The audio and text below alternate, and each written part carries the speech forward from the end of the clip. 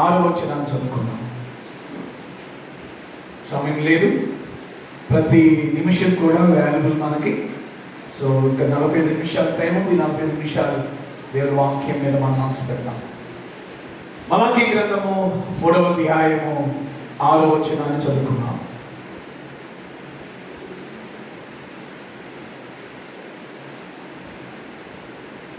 చదవండి. యెహోవానైన నేను మార్పు లేని వాడను గనుక యాకోబు సంతతి వారైన మీరు లయము కాలేదు. దేవుడి మాటలను మన కొరకు ఆశీర్వదించును గాక. చదివేది అని చెబుదామా? ఆమె నావే చూడండి జాగ్రత్తగా దేవుని వాక్యాన్ని. కొద్ది నిమిషాలు లేదా 12 కల్లా మనం ముగించుకుంటున్నాం కదా. ఇక మీ తలలు కింద వేయకుండా మీరు నా వైపు చూస్తూ వాక్యాన్ని వినండి. దేవుడు తాను ఎలాంటి దేవుడు ఇక్కడ ప్రవక్త అయినటువంటి మలాకీ ద్వారా దేవుడు బయలుపరుచుకుంటున్నాడు. బైబిల్ గ్రంథంలో దేవుడు తన భక్తుల ద్వారా తాను ఏమై ఉన్నాడో చూపించుకుంటూ ఉండేవాడు. తన గుణ లక్షణాలు ఏమై ఉన్నవో, తన శక్తి సామర్థ్యాలు ఏమై ఉన్నవో, అసలుకి తను ఎలాంటి దేవుడో తన ప్రవక్తల ద్వారా దేవుడు బయలుపరుచుకునేవాడు అన్నమాట. అలాగే బయలుపరుచుకుంటూ పాత నిబంధన గ్రంథములో చివరి పుస్తకమైన చివరి ప్రవక్త అయినటువంటి మలాకీ అయినటువంటి ఆ పుస్తకములో ప్రవక్త అయినటువంటి మలాకీ ద్వారా దేవుడు తాను ఏమై ఉన్నానో బయలుపరుచుకుంటున్నాడు. చాలా సందర్భాల్లో మనం దేవుడి గురించి విన్నది వేరుగా ఉండింది, దేవుడి గురించి చదివింది వేరుగా ఉండింది.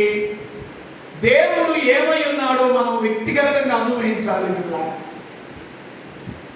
దేవుడి గురించి చదవటం వేరు, దేవుడి గురించి వినటం వేరు, దేవుడి గురించి మనము అనుభవించడం వేరు.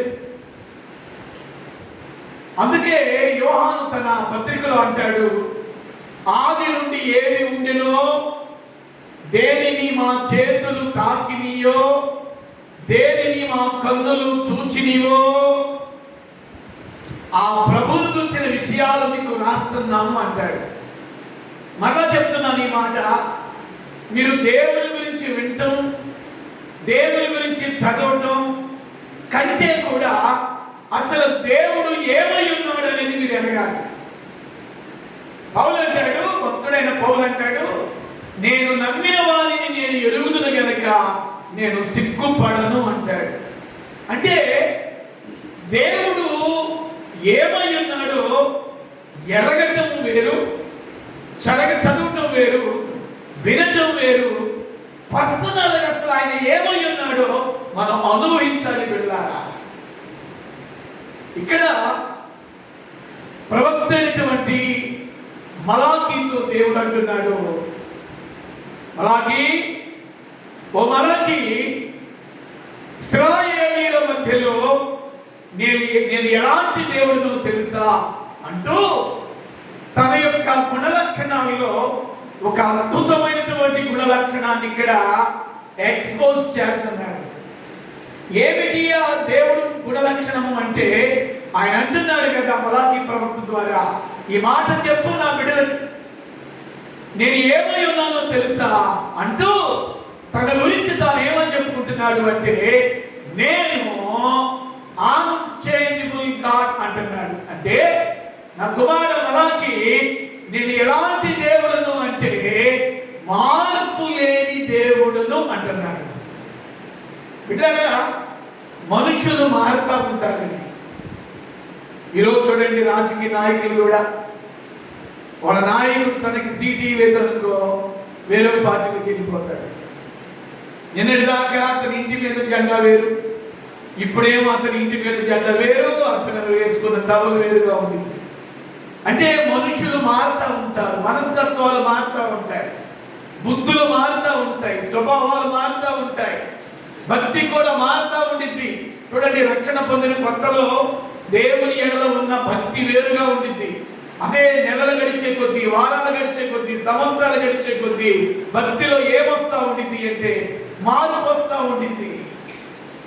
ప్రియమైన దేవుని బిడ్డలారా, మనుషుల్లో మార్పు వస్తా ఉండింది, ఆత్మీయతలో మార్పు వస్తా ఉంటుంది, స్వభావంలో మార్పు వస్తా ఉంటుంది, బుద్ధిలో మార్పు వస్తా ఉంటుంది. ప్రస్తుతం ప్రజల్లో ఏం ఎక్కువైపోతుంది అంటే స్వార్థం ఎక్కువైపోతుంది. నేను, నా భర్త, నా పిల్లలు, నా కుటుంబం అంతే, ఇంకా పక్క వాళ్ళు ఏమైపోయినా మాకు పర్వాలేదు. అంటే బిడ్డలారా, మనుషుల్లో ఏం ఎక్కువైపోతుంది అంటే స్వార్థం ఎక్కువైపోతుంది, స్వార్థం ఎక్కువైపోతుంది. పిల్లరా, దేవుడు కూడా మనకులాగా ఆయన కూడా మనసు మార్చుకునేవాడైతే భూమి మీద మనుషులు జీవించడం కష్టమయ్యేది. అందుకే ప్రవక్త అయినటువంటి మలాకీతో అంటున్నాడు, మలాకీ ఈ మాట చెప్పు నా ప్రజలకి. ఏ మాట? నేను మార్పు లేని దేవుడను, అందుకే మీరు లయం కాకుండా ఇప్పటికి మీరు బ్రతుకున్నారు అంటున్నాడు. స్తోత్రం చెప్పండి. హల్లెలూయా, హల్లెలూయా.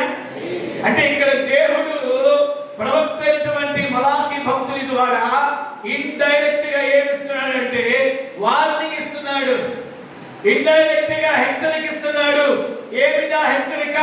నేను మార్పు లేని దేవుడను, మీకు ఎన్ని మేలు చేసినా మీకు కృతజ్ఞత ఉండలేదు, మీకు ఎన్ని ఉపకారాలు చేసినా మీకు కృతజ్ఞత ఉండలేదు, మీకు ఎన్ని కార్యాలు నా వల్ల మీరు పొందుకున్నా మీరేమవుతున్నారు అంటే కృతజ్ఞత హీనులైపోతున్నారు, మీరు త్రోవతడిపోతున్నారు, మీరు తిరుగుబాటు చేస్తున్నారు, మీరు భయంకరమైన పాపిష్టి పనుల్లో లగ్నమైపోతున్నారు.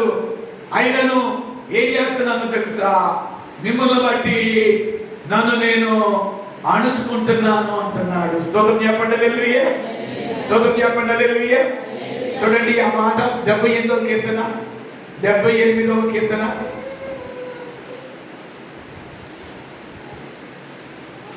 78వ కీర్తన 38వ వచనం చూడండి.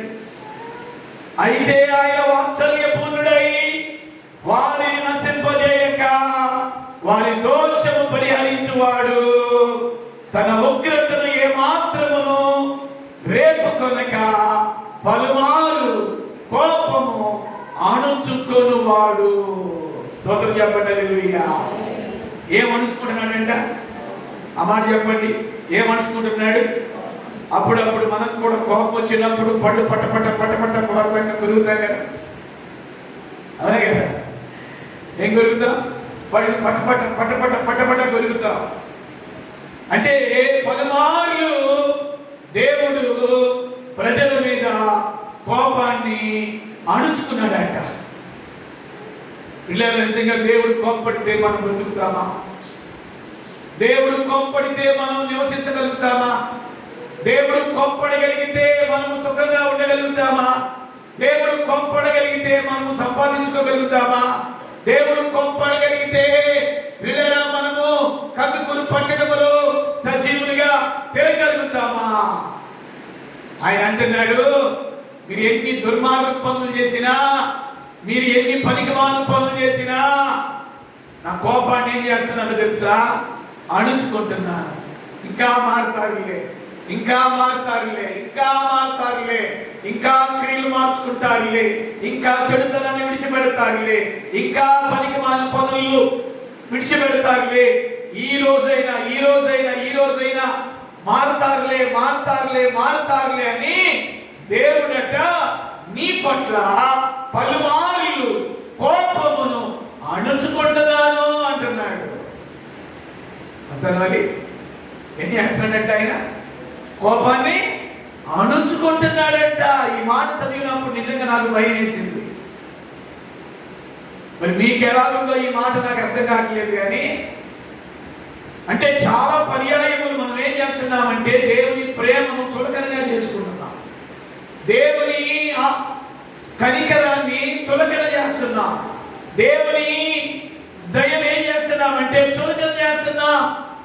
మన జీవితంలో ఏం ఎక్కువైపోతుందంటే చులకన. ఆ దేవుడు క్షమిస్తాడులే, ఆయన ప్రేమ కలిగిన దేవుడులే, ఆయన క్షమించే దేవుడులే. ప్రియులారా, ఒకలాంటి చులకన జరుగుతుంది మానవుని జీవితంలో.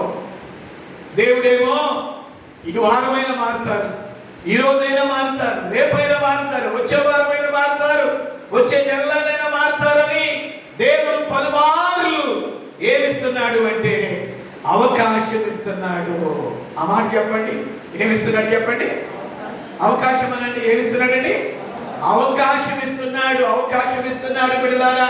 ఆ దేవుడిచ్చిన అవకాశాన్ని చాలా మంది ఏం చేస్తున్నారంటే మిస్యూజ్ చేస్తున్నారు.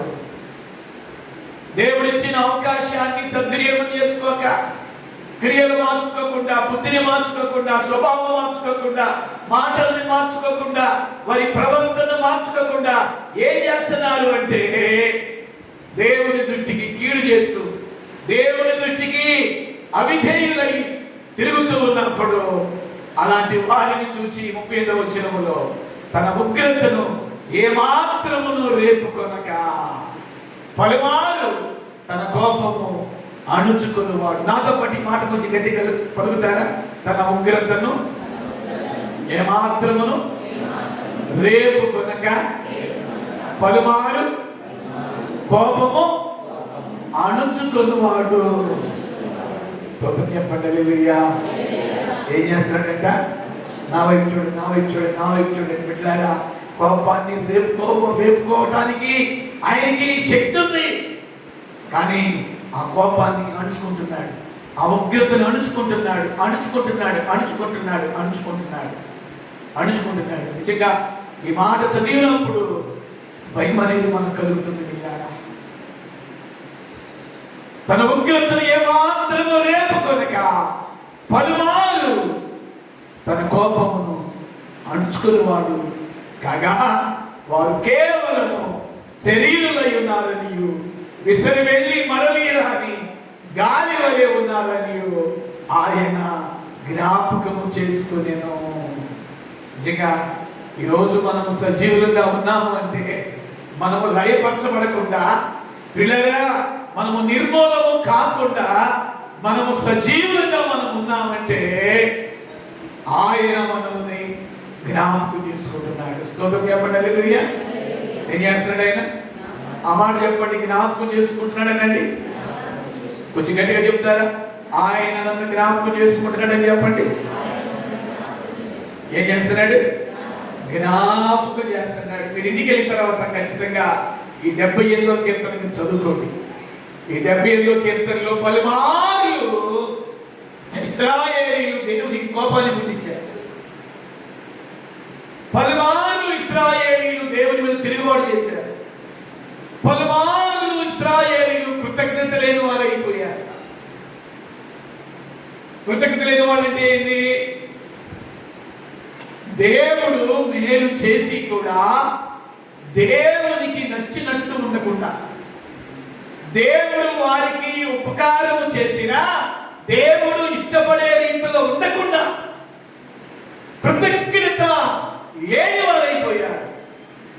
పలుమార్లు దేవునికి దుఃఖాన్ని పుట్టించారు, పలుమార్లు దేవునికి ఆయాసాన్ని పుట్టించారంట. ఆయాసం అనండి, చెప్పండి చెప్పండి, ఆయాసం అనండి. కొన్ని సందర్భాల్లో బిడ్డలు వింటున్నారా? దేవునికి నచ్చనివి మనలో కనబడితే దేవుడికి అది ఆయాసమే. ఆయాసం అంటే అర్థం ఏంటో తెలుసా? బాధ, దుఃఖం, వేదన. ఆయాసం పడేవాళ్ళు చూడండి అసలు పైనే పోయేటట్టుగా కనబడతారు. ఏదమ్మా అంటే ఆయాసం అండి, ఆయాసం అండి. ఊపిరి సలపకుండా పై శ్వాస పైనే తీసుకుంటూ. కొన్ని సందర్భాల్లో దేవుడు కూడా ఆయాసపడుతున్నాడు. మనం చేసే పనులు ఆయనకి ఆయాసాన్ని పుట్టిస్తున్నాయి, ఆయనకి కోపాన్ని పుట్టిస్తున్నాయి, ఆయనకి దుఃఖాన్ని పుట్టిస్తున్నాయి. ఈ 75వ కీర్తనలో ఎన్ని మార్లు దేవుని బిడ్డలు దేవునికి దూరమైపోయారు. నా వైపు చూడండి బిడ్డలారా. దేవుడు వాళ్ళు అడిగింది ఇస్తున్నాడు, వాడు కోరుకుంది ఇస్తున్నాడు, వాడు ఆశించింది వాళ్ళకి ఇస్తున్నాడు. ఎంత కృతజ్ఞత కలిగి ఉండాలో మీరు అర్థం చేసుకోండి. ఒక ఇక్కడ ఒక మాట చెప్తాను. దేవుడు మిమ్మల్ని ఆశీర్వదించే కొద్దీ మీరు కృతజ్ఞత హృదయాన్ని కలిగి ఉండాలి. మీరు దేవునికి దగ్గరగా ఉంటూ నేర్చుకోవాలి. ఇశ్రాయేలీయుల జీవితాల్లో ఇది కనబడదండి. దేవుడు వారికి ఎన్నో కార్యాలు చేసిన కృతజ్ఞత లేని వారే కనబడుతున్నారు. దేవుడు వారికి ఎన్నో కార్యాలు చేసిన వాళ్ళు దేవునికి దూరం అయిపోతున్నారు. దేవుడు ఎన్నో మార్లు వాళ్ళ కొడదాం అనుకున్నాడు, కానీ ఎలా ఉన్నారని అనుకుంటున్నాడంట, వాళ్ళు విసరి వెళ్ళి మరలి రాని గాలి వలె ఉన్నారు, ఓటి కుండ వలె ఉన్నారు, ఓటి పాత్ర వలె ఉన్నారు అనుకుని దేవుడు ఏం చేశాడు అంటే పలుమార్లు తన కోపాన్ని అణుచుకున్నాడంట. కొడదాం అనుకున్నాడు, అనిలే ఇంకొక అవకాశం ఇద్దాం. దేవుడు ఇచ్చిన అవకాశాలని వాళ్ళు ఏం చేశారంటే సులకన చేసుకున్నారు. ఈ లైవ్ లో కూడా ఎందరో దేవుని వాక్యం వింటున్నారు. దేవుడు నిన్ను ప్రేమించి ఎన్నో మార్లు నీకు అవకాశాలు ఇస్తున్నాడు, ఎన్నో కార్యాలు చేస్తున్నాడు. నువ్వు కృతజ్ఞత లేని దానవుగా, కృతజ్ఞత లేని వాడవుగా అయిపోతున్నావు. దేవునికి నువ్వు దూరం అయిపోతున్నావు ఇశ్రాయేలీయులకు వలె. అందుకే ప్రవక్త అయినటువంటి మలాకీ ద్వారా 3వ అధ్యాయం 6వ వచనంలో అంటున్నాడు, మలాకీ నేను మార్పు లేని దేవుడనయ్యా, నేను మార్పు లేని దేవుడను. వారు నాకు దూరం అయిపోయినప్పటికీ, వారు ఎన్నో మార్లు నాకు కోపమును పుట్టించినప్పటికీ, ఎన్నో మార్లు నాకు దుఃఖమును పుట్టించినప్పటికీ, ఎన్నో మార్లు నా మీద తిరుగుబాటు చేసినప్పటికీ, ఎన్నో మార్లు నాకు దూరం అయిపోయినప్పటికీ, ఎన్నో మార్లు నాకు ఇష్టం లేని పనులు చేసినప్పటికీ, పెడదామని చెయ్యెత్తిన ప్రతిసారి నా ప్రేమ వాళ్ళని కొట్టనీయకుండా అడ్డుపడుతుంది. స్తోత్రం చూద్దామా? హల్లెలూయా. చేతులెత్తి చూద్దామా? హల్లెలూయా, హల్లెలూయా. ప్రియమైన దేవుని బిడ్డలారా, మలాకీ ద్వారా దేవుడు మాట్లాడుతున్నాడండి. నేను మార్పు లేని వాడను. ఆ మాట పలకండి గట్టిగా. ఎలాంటి దేవుడైనా మార్పు లేని దేవుడు, మార్పు లేని దేవుడు బిడ్డలారా. జగతికి పునాది వేయబడక మునుపు నుండి ఆయన ఎలాంటి మార్పు లేని దేవుడిగా ఉన్నాడు. స్టిల్ నౌ, ఇప్పుడు కూడా మార్పు లేని దేవుడిగా ఉన్నాడు. ఏ విషయాల్లో ఆయన మార్పు లేని దేవుడిగా ఉన్నాడో ఒక 5 విషయాలు మీ ముందు చెప్తాను, చాలా జాగ్రత్తగా వినండి. నెంబర్ 1, ఆయన ఏ విషయంలో మార్పు లేని దేవుడిగా ఉన్నాడు అంటే, నెంబర్ 1, ఆయన ప్రేమ చూపుటలో మార్పు లేని దేవుడిగా ఉన్నాడు. చెప్పండి హల్లెలూయా, హల్లెలూయా. ఏం చూపుటలు? ఆ మాట చెప్పండి. ఏం చూపుటలండి? ప్రేమ చూపుటలో మార్పు లేని దేవుడిగా ఉన్నాడు. రాత్రి ఒక భర్త నాకు ఫోన్ చేసి, అంకుల్ దీంతో నేను కాపురం చేయలేకపోతున్నాను, నేను వెళ్ళిపోతాను అంకుల్ అంటున్నాడు. ఎందుకంటే 7-8 సంవత్సరాల నుండి చూశాడు. ఇంకా మారిద్ది అని రాత్రి ఆ పిల్లవాడు బాధ అర్థమైంది నాకు. అంకుల్ ఎన్నో అవకాశాలు ఇచ్చాను నా భార్య మారిద్దని, ఎన్నో అవకాశాలు ఇచ్చాను. నా కళ్ళారా తన పాపిష్టి పనులు నేను చూసి కూడా ఎన్నో అవకాశాలు ఇచ్చాను. పిల్లలను బట్టి, దేవుని బట్టి, దేవుని ప్రేమను బట్టి, ఎందుకంటే నేను కూడా బాప్తిసం పొందుకున్న బిడ్డను కాబట్టి తెలుసుకునిద్దులే, బుద్ధి మార్చుకునిద్దులే, స్వభావం మార్చుకునిద్దులే, సరిచేయబడిద్దులే అని నేను 7 సంవత్సరాల్లో ఎన్నో అవకాశాలు ఇచ్చాను అంకుల్. నా వల్ల చాటలేదు అంకుల్, ఇక నేను వదిలిపెట్టి వెళ్ళిపోతున్నాను అంకుల్ అన్నాడు. మీకు విషయం తెలుసా? ఈ 7 సంవత్సరాలు మధ్యలో కొన్ని వందల సార్లు ఆ పిల్లవాడిని నేను, పాస్టర్ గారు, ఆపామండి. ఆ అబ్బాయిని మేమే ఆపాం. అన్నా దేవుని నమ్ముకున్నావు. ఆ అమ్మాయి ఏదో తెలుసో తెలియకో, తెలియక కాదు, తెలిసే. తెలియకంటే ఒకసారి 2 సార్లు అది బై మిస్టేక్ అయింది. తెలిసి తెలిసి తెలిసి తప్పిపోతుంది అంటే అది క్షమించరాని నేరం. చిన్న పిల్లలు బట్టి ఎన్నో మార్లు వెళ్ళారా మాస్టర్ గారు, నేను ఎన్నో మార్లు మధ్యవర్తులుగా దేవుని ప్రేమను బట్టి ఆ పిల్లవాడిని సర్ది చెబితే గత రాత్రి తన బాధ అంతా ఏడుస్తూ చెప్తున్నాడు, నా వల్ల కాదు అంకుల్, నా వల్ల కాదు అంకుల్, నేను ఎన్నో అవకాశాలు ఇచ్చాను అంకుల్. ఎందుకంటే మాకు తెలుసు కాబట్టి చెప్పాను, బాబు ఇక నీ ఇష్టం అని చెప్పేసి, నీ ఇష్టం అని చెప్పేసి. అంటే మనిషి సహనానికి కూడా ఒక హద్దు ఉండింది. దేవుని సహనానికి కూడా ప్రేమ ఏమైందో తెలుసా, హద్దు అయిపోయింది కూడా. ఎన్నో మార్లు దేవుడు వాళ్ళ పాపిష్టి పనులను ఓర్చుకున్నాడు ఓర్చుకున్నాడు ఓర్చుకున్నాడు ఓర్చుకున్నాడు. నిజంగా చెయ్యెత్తితే ఏమైపోయేవాళ్ళు ప్రజలు. ఆయన ఉగ్రతను గనక కుమ్మరిస్తే ఏమైపోయేవాళ్ళు ప్రజలు.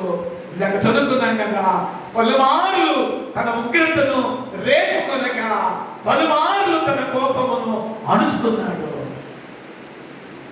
ఆయన ప్రేమలో మార్పు లేనివాడుగా ఉన్నాడు. ఆయన ప్రేమలో మార్పు లేనివాడుగా ఉన్నాడు. భర్త ప్రేమలో మార్పులు వస్తూ ఉంటాయి, భార్య ప్రేమలో మార్పులు వస్తూ ఉంటాయి, తల్లిదండ్రుల ప్రేమలో మార్పులు వస్తూ ఉంటాయి, పిల్లల ప్రేమలో మార్పులు వస్తూ ఉంటాయి, విశ్వాసుల ప్రేమలో మార్పులు వస్తూ ఉంటాయి, సేవకుల ప్రేమలో కూడా మార్పులు వస్తూ ఉంటాయి. ఎవరి జీవితాల్లో మార్పులు వచ్చినా మన ప్రభువు ప్రేమలో మార్పు అనేది రాదు రాదు రాదు. దేవుని స్తోత్రం చెప్పండి, హల్లెలూయా. అందుకే మనుషులు చూడండి, వారు ఎంత నీచమైన కార్యాలు చేస్తున్నా మళ్ళా ప్రభు దగ్గరికి వచ్చి ప్రభావం క్షమించమంటారు. అంటే ప్రభు ప్రేమను ఏం చేస్తున్నారు అంటే చులకన చేస్తున్నారు.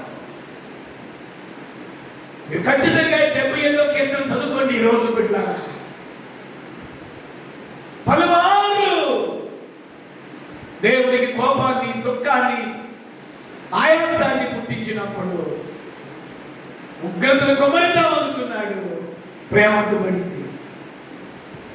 కోపాన్ని కోపాన్ని చూపిద్దాం అనుకున్నాడు, ఆ కోపం అణుచుకోవటంలో ఏముందో తెలుసా, ప్రేమ. Thank you Holy Spirit. Oh hallelujah. ఆయన కోపమును అణుచుకొనుటలో ప్రేమ ప్రేమ ప్రేమ ప్రేమ ప్రేమ. ప్రేమలో మార్పు లేని వాడుగా ఉన్నాడు. ఆయన ప్రేమలో మార్పు అనేది రాదు రాదు రాదు.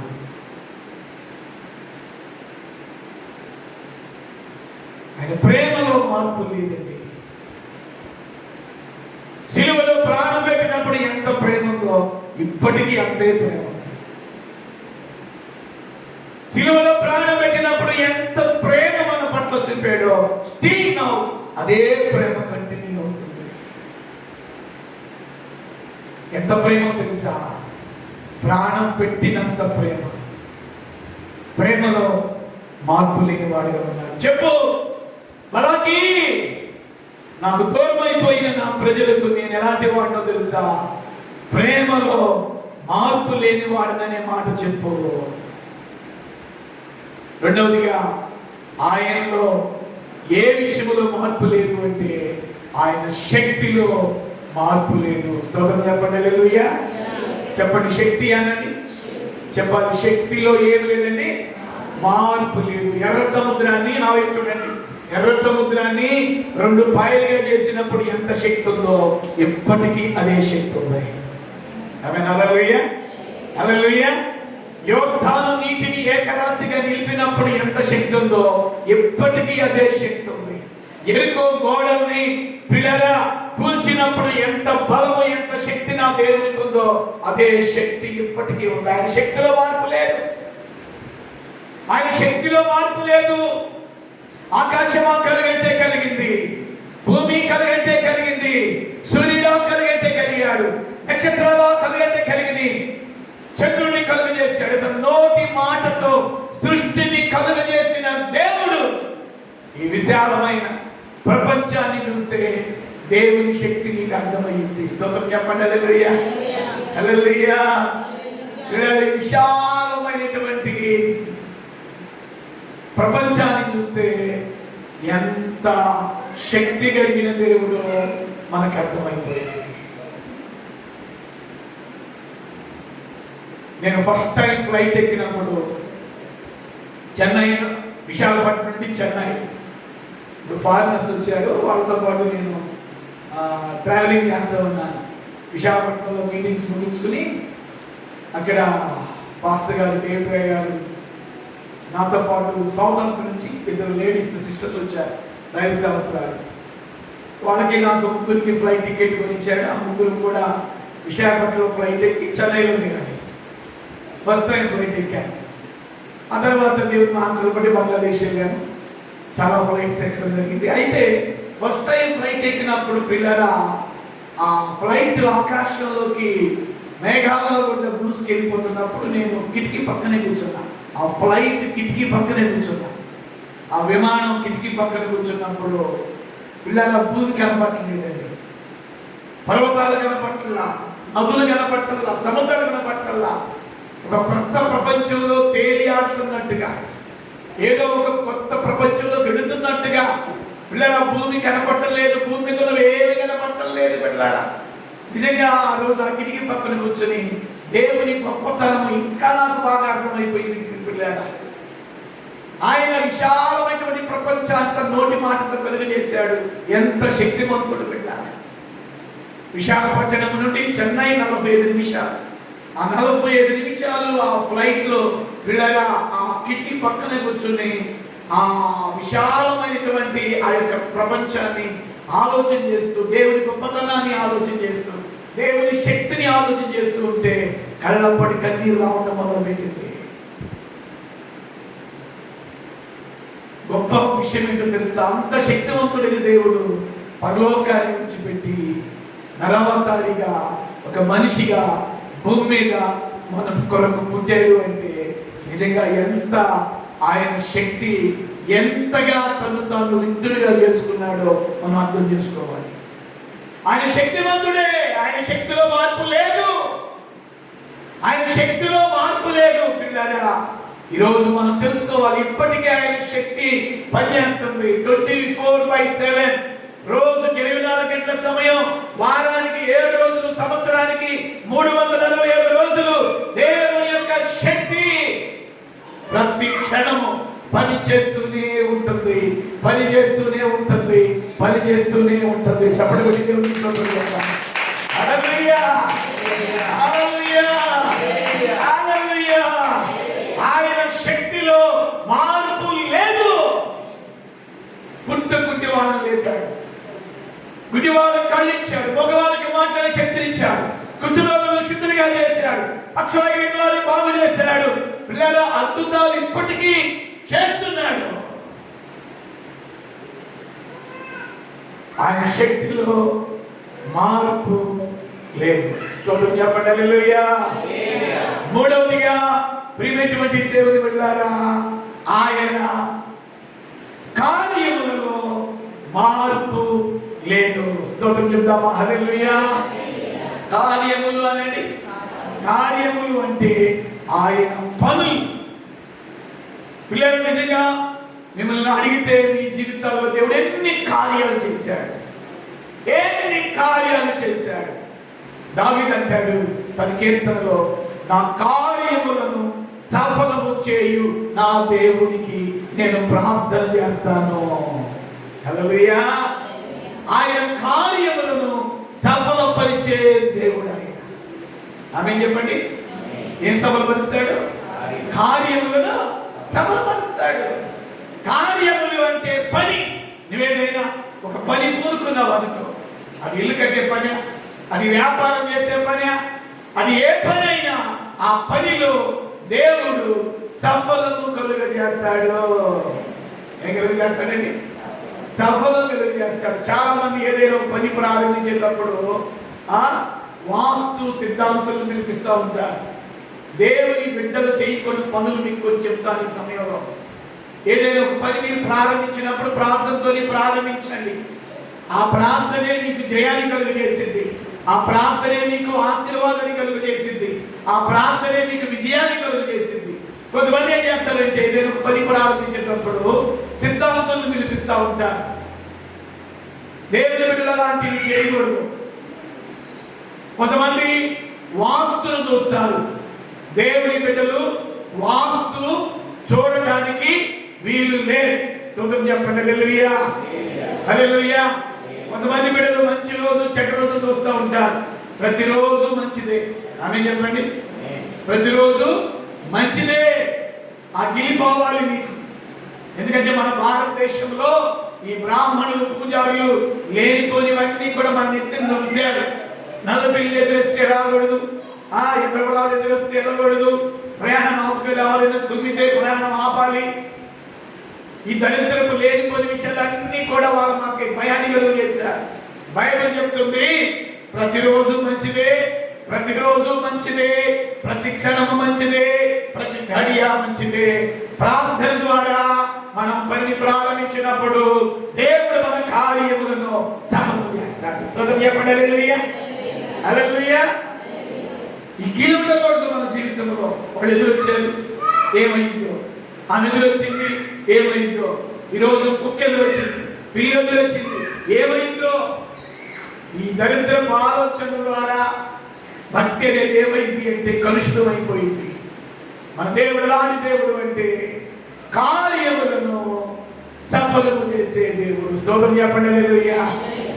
ప్రేమలో మార్పు లేదు, శక్తిలో మార్పు లేదు, ఆయన కార్యములలో కూడా మార్పు లేదు. స్తోత్రం చేద్దాం. హల్లెలూయా. తర్వాత నాలుగవదిగా ఆయన క్షమాపణలో కూడా మార్పు లేదు. ఆ మాట చెప్పండి. దేనిలో మార్పు లేదండి? క్షమాపణ అండి. ఇప్పటికీ కూడా ఎంత ఘోరమైన పాపములో ఉన్న వ్యక్తులనైనా యేసయ్యా నేను పాపిని, ఆ పాపమును క్షమించు అని మనం అడిగితే ఆయన పాపిని క్షమిస్తాడు, పాపమును ద్వేషిస్తాడు. కృష్ణా జిల్లా నవాపేట అనే ప్రాంతంలో పోయిన నెల మార్చి 10వ తారీఖు రాత్రి వాక్యం బోధించిన తర్వాత ఆ రాత్రి అర్ధరాత్రి 12 గంటలకు నలుగురికి నేను బాప్తిసం ఇచ్చాను.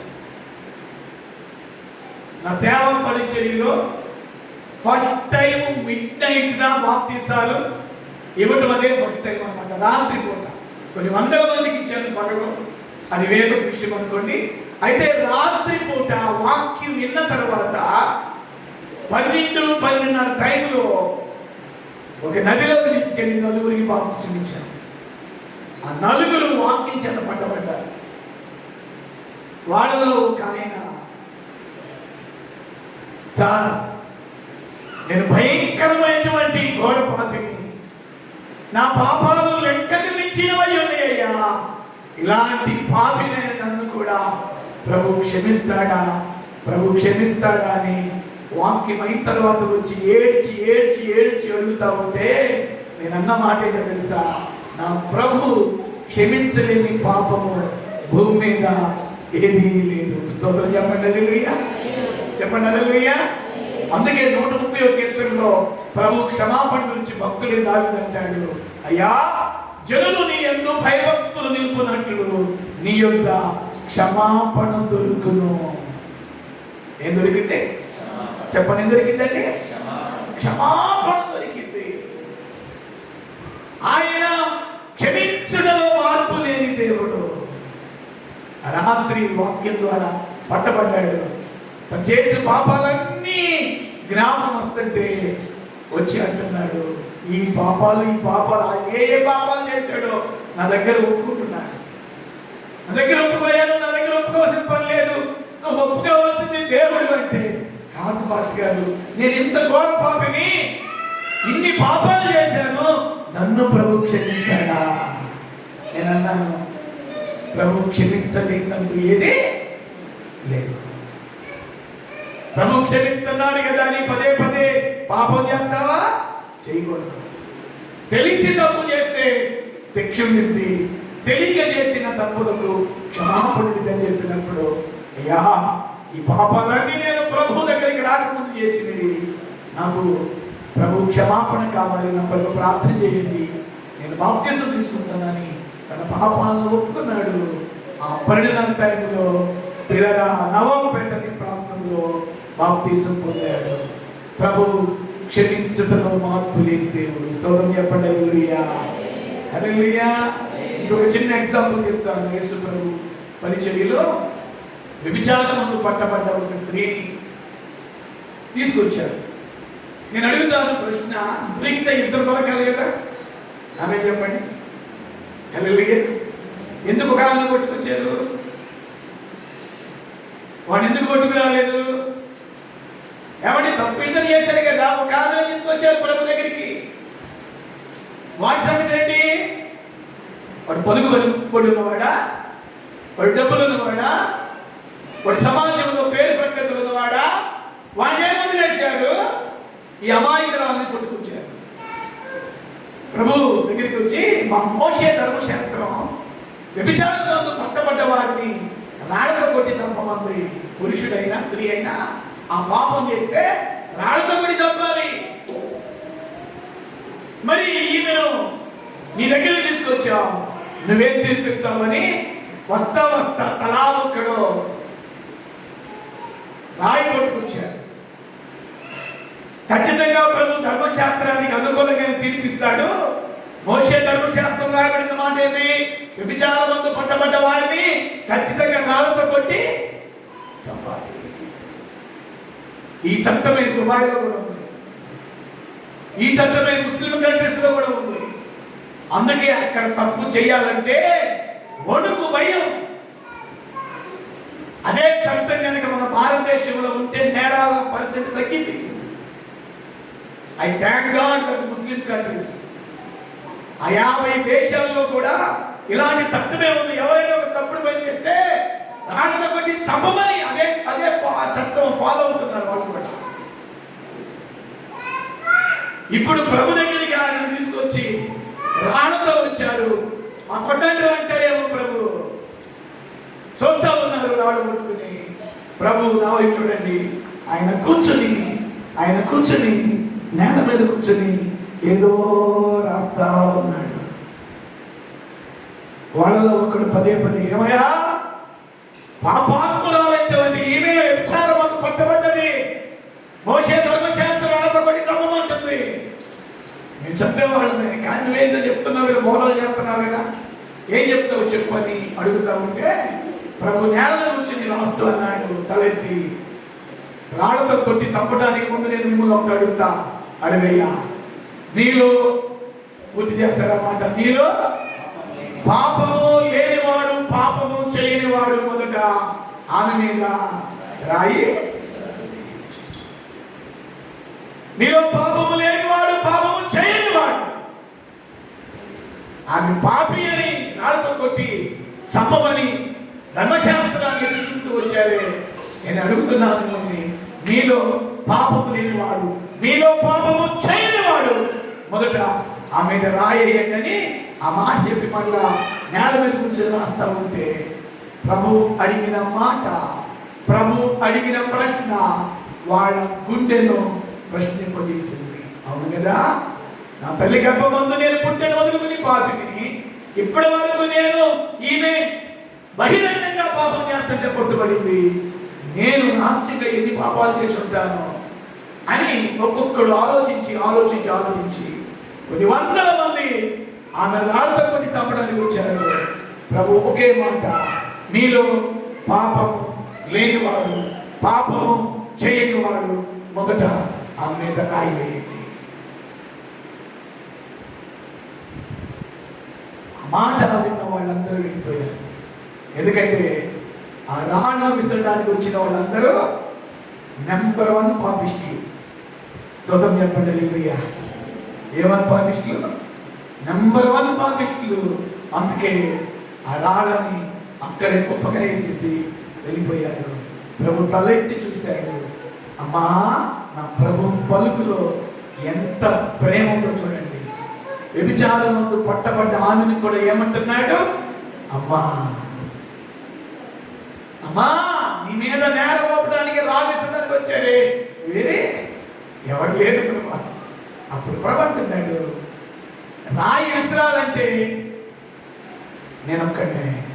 ఎందుకంటే నా పుట్టుకలో పాపం లేదు, నా క్రియలో పాపం లేదు. నేను రాళ్ళు విసరడానికి నేను మనుషుల దగ్గరికి నేను రాలేదు, వారిని ప్రేమతో చూపడానికి ప్రేమించడానికి వచ్చాను అంటూ ప్రభు అన్నాడు. నా దగ్గరకు రాకముందు వరకు నువ్వు ఎలాంటి పనులు చేసావో నాకు అనవసరం, నా దగ్గరకు వచ్చి నా క్షమాపణ పొందుకుని వెళ్తున్నావు అంటూ ప్రభు అన్నాడు. ఇకను చెప్పాలి, ఇకను పాపము నా దగ్గరకు రాకముందు వరకు నీ సంగతి నాకు అనవసరం. నువ్వు నా దగ్గరకు వచ్చి క్షమాపణ పొంది వెళ్తున్నావు, ఇక పాపము చేయకు. ఇంగ్లీష్లో ఉంటుంది no more sin. No more sin, ఇక నువ్వు పాపము చేయొద్దు. ఎందుకంటే నా క్షమాపణ పొందుకున్న నీవు అంతవరకు ఇదే స్థితిలో ఉండాలి అని చెప్పాడు. అంటే ప్రభు ప్రేమలో మార్పు లేదని చెప్పాను, ప్రభు శక్తిలో మార్పు లేదని చెప్పాను, ప్రభు కార్యాల్లో మార్పు లేదని చెప్పాను, ప్రభు క్షమాపణలో మార్పు లేదు అని చెప్పాను. దేవుని స్తోత్రం చెప్పండి, హల్లెలూయా. చివరిగా ఆయన సహాయములో కూడా మార్పు లేదు. స్తోత్రం చెప్పండి, హల్లెలూయా. ఆయన సహాయంలో మార్పు లేదు అనండి. ఆయన సహాయం ఏం లేదండి. ప్రభువా నాకు సహాయం చేయమంటే ఇప్పుడు కూడా ఏం చేస్తాడు ఆయన? దేవుని స్తోత్రం చెప్పండి, హల్లెలూయా.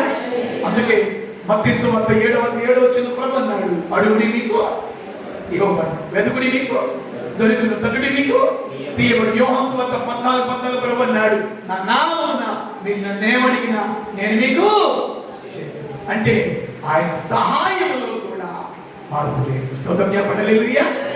ఖచ్చితంగా మీకు ఆయన సహాయములో మార్పు లేని దేవుడుగా ఉన్నాడు. హల్లెలూయా. లేచిన వాళ్ళని మీ కొరకు ప్రార్థన చేస్తాను. లేచిన వాళ్ళని మీ కొరకు ప్రార్థన చేస్తాను. ఇప్పటి గంటల సమయంలో